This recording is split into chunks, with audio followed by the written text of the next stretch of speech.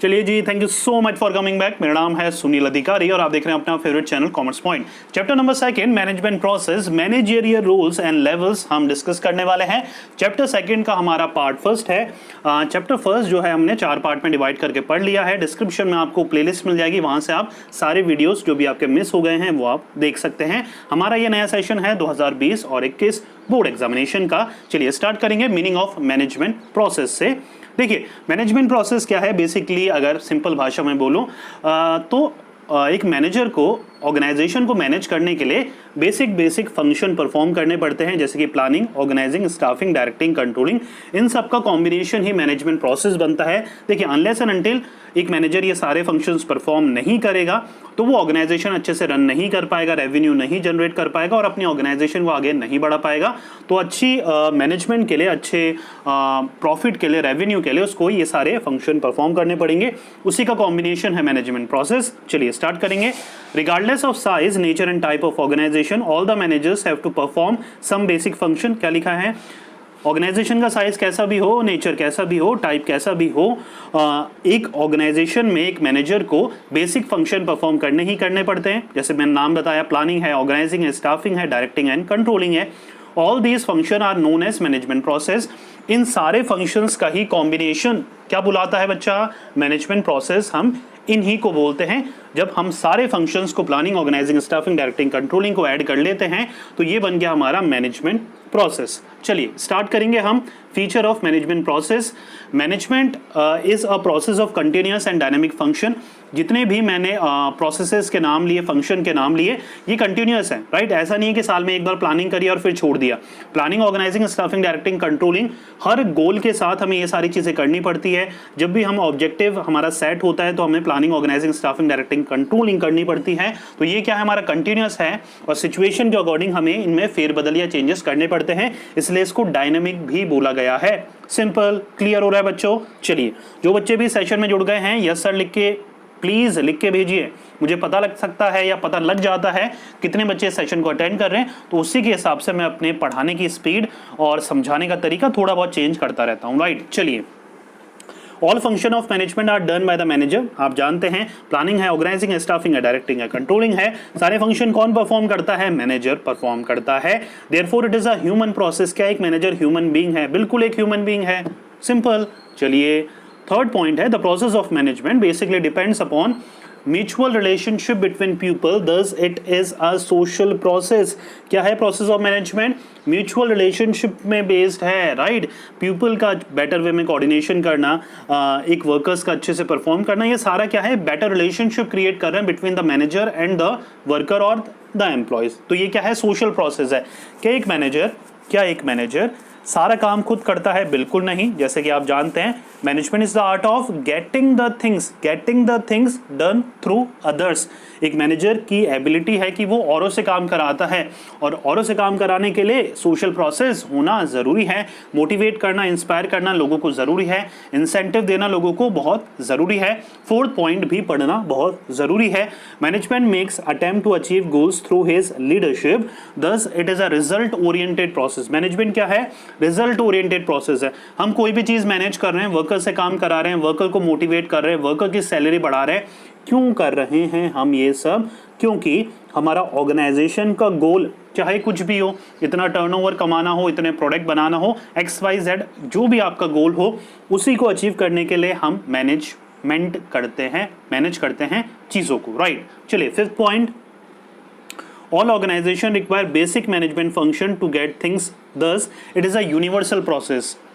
Normal सी बात है, मैनेजमेंट प्रोसेस क्या है? Universal process. Universal, planning, organising, staffing, directing, controlling, छोटी हो, बड़ी हो, लार्ज हो, हर organisation whether it is in India और आउटसाइड फॉरेन में हो, सब जगह ये सारे बेसिक फंक्शन परफॉर्म करने पड़ते हैं। यूनिवर्सलिटी ऑफ मैनेजमेंट देखा था, सेम चीज यहीं पर वो बोल रखी है जो मैंने वहां पर समझाई थी। सिंपल। चलिए, अब अच्छा देखते हैं management function according to different scholar. ये 1 नंबर में आता है आपका, इसलिए ध्यान देना यहाँ पर भी जरूरी है। कभी कभी पूछ लेते हैं कि अलग अलग जो ऑथर्स हुए हैं, मैनेजमेंट थिंकर्स हुए हैं, प्रैक्टिस ओनर्स हुए हैं या मैनेजमेंट गुरुज हुए हैं, उन्होंने कौन कौन से फंक्शन बोले हैं अपने तरफ से। तो जैसे कुंज एंड ओडोनिल है, उन्होंने क्या बोला है, कौन कौन से फंक्शन होते हैं मैनेजमेंट में, उन्होंने बोला है प्लानिंग होता है, ऑर्गेनाइजिंग होता है, अपॉइंटमेंट बोल दिया उन्होंने, अपॉइंटमेंट मतलब स्टाफिंग होता है अगर सरल भाषा में बताऊं मैं, प्लानिंग, ऑर्गेनाइजिंग, अपॉइंटमेंट, लेकिन लिखना अपॉइंटमेंट है। कुंज एंड ओडोनिल के अगर फंक्शन पूछे जाएंगे तो हमको अपॉइंटमेंट ही लिखना है, प्लानिंग, ऑर्गेनाइजिंग, अपॉइंटमेंट, डायरेक्शन और कंट्रोल, 5 हो गए।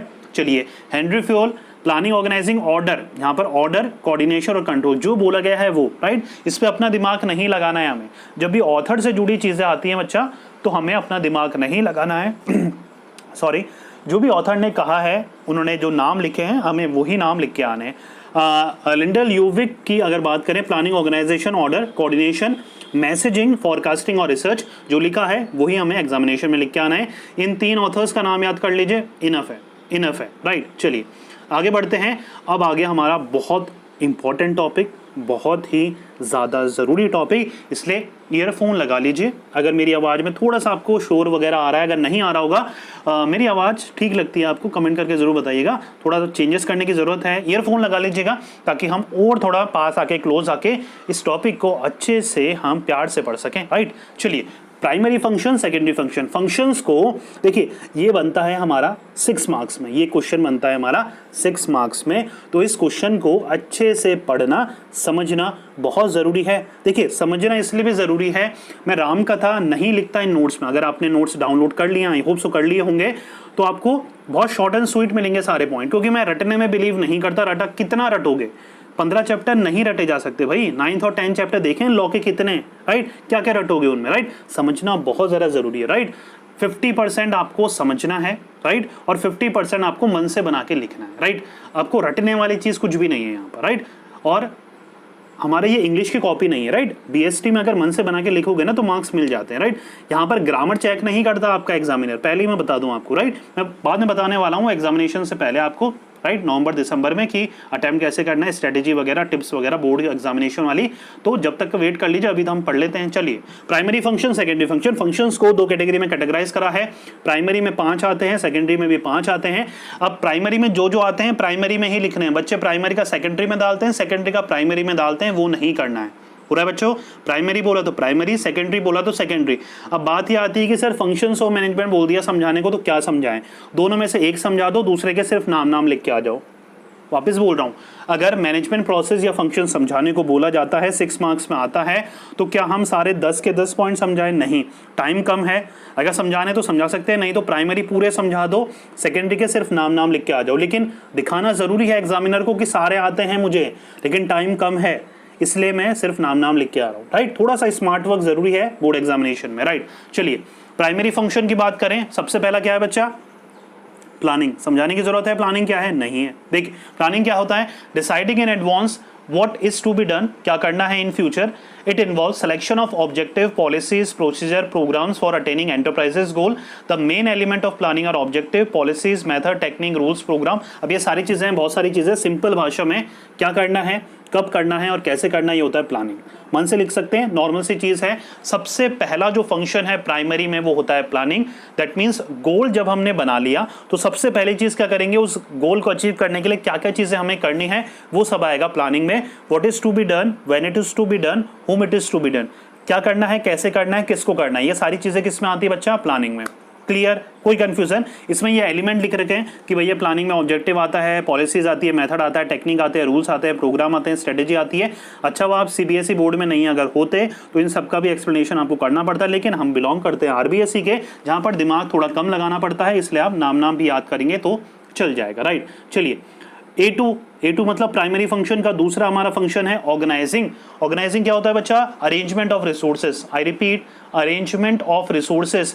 आपने सोच तो लिया ये करना है, वो करना है, वो करना है, लेकिन इसको अरेंज करना भी जरूरी है।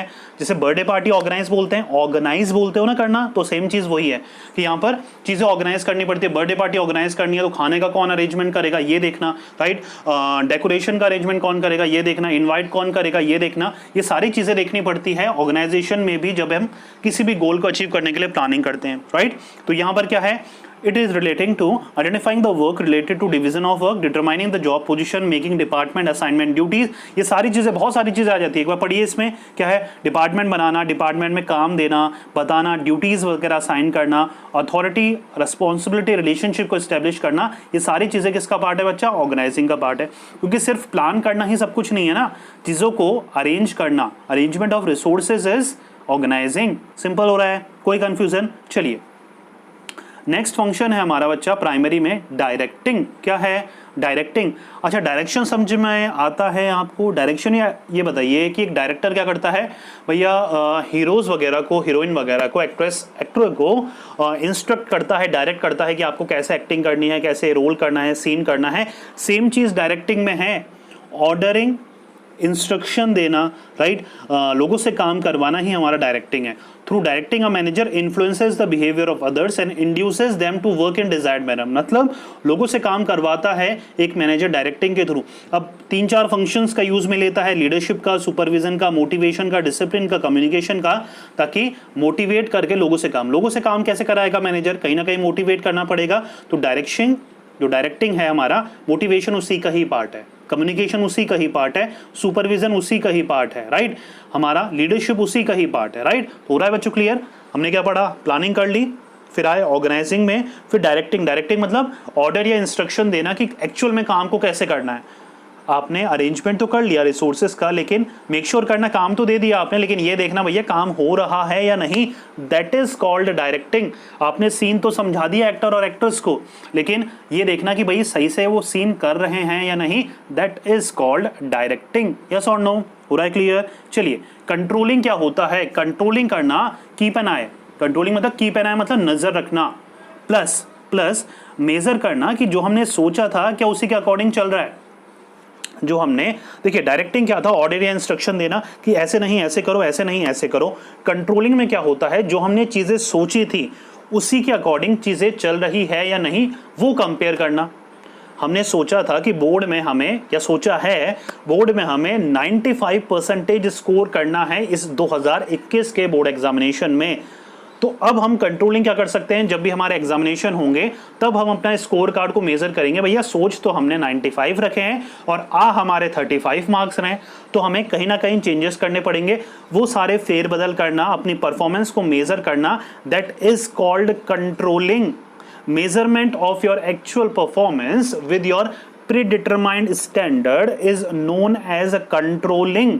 पूरा बच्चों क्लियर? चलिए, नेक्स्ट हमारा जो प्राइमरी का फंक्शन है वो है कोऑर्डिनेशन।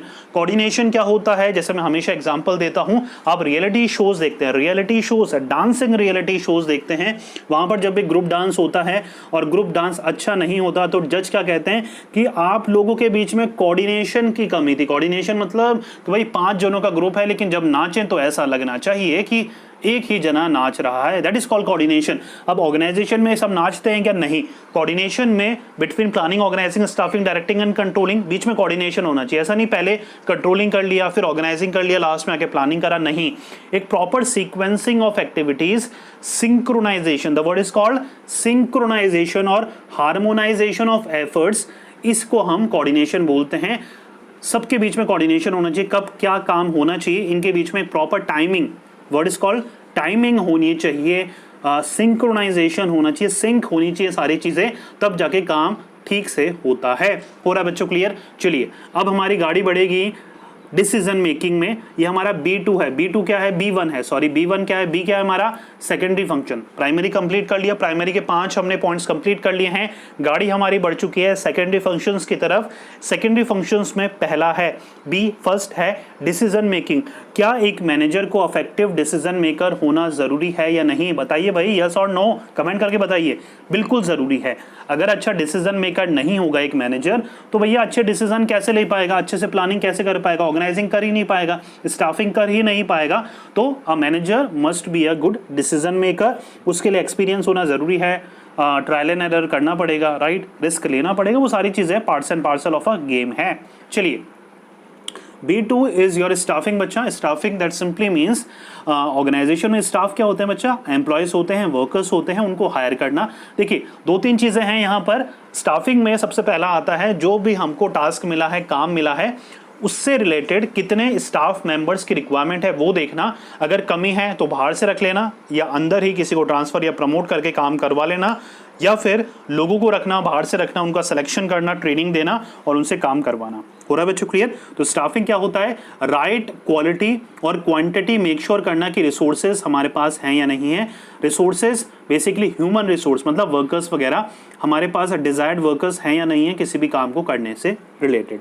हो रहा है बच्चों clear? Innovation, what do you mean by innovation? कौन मुझे इनोवेशन और इन्वेंशन के बीच में डिफरेंस बताएगा, जो मैं हमेशा अपनी क्लास में बताता रहता हूँ। इनोवेशन और इन्वेंशन के बीच में डिफरेंस जिनको पता है कमेंट करके बताइएगा, देखेंगे किसका आंसर ठीक है। देखिए इनोवेशन मतलब क्या है? इनोवेशन मतलब होता है कोई भी एग्जिस्टिंग जो भी चीज है उसमें फेरबदल करना। कॉलगेट तो कॉलगेट है, कभी उसमें नीम डाल रहे हैं, कभी उसमें नमक डाल रहे हैं, ये सारा क्या है? इनोवेशन है। कोई भी चीज नहीं बना रहे हो, नई न्यू नहीं बना रहे हो आप पुरानी चीजों में ही फेरबदल कर उसको पेश कर रहे हो। क्या एक मैनेजर को इनोवेटिव होना जरूरी है? क्या उसको ऑर्गेनाइजेशन चलाने के तरीके बदलने चाहिए अकॉर्डिंग टू द एनवायरमेंट? अगर कस्टमर ने अपना टेस्ट और नेचर चेंज कर दिया है, अपनी प्रेफरेंस को चेंज कर दिया है, तो क्या एक मैनेजर को अपने कस्टमर्स के लिए अपने प्रोडक्ट में भी चेंजेस करने पड़ेंगे?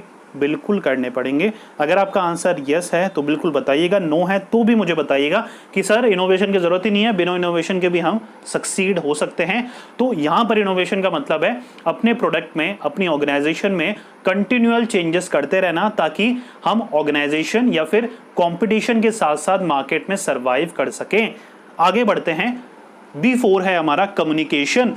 A manager must be an effective communicator. Effective communicator simply means whatever he knows, whatever knowledge he or she has, he or she must have an ability to surpass or to pass that information in a simple language to the employees or to the staff members, right? He or she must having a correct sense of pronunciation, correct sense of languaging that is to be used in order to convey that particular message। यहाँ पर एक effective communicator होना बहुत ज़रूरी है, क्योंकि बहुत से लोग जानते तो बहुत कुछ है लेकिन उसको सही तरीके से समझा नहीं पाते हैं।